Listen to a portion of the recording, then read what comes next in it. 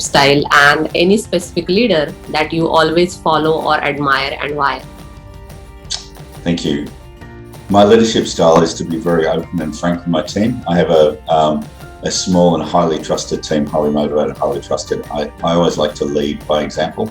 I think if you don't have integrity, it's folly to expect your staff to act in any other way. They're going to mirror what you do. So, like children will, it's more important what you do than what you say.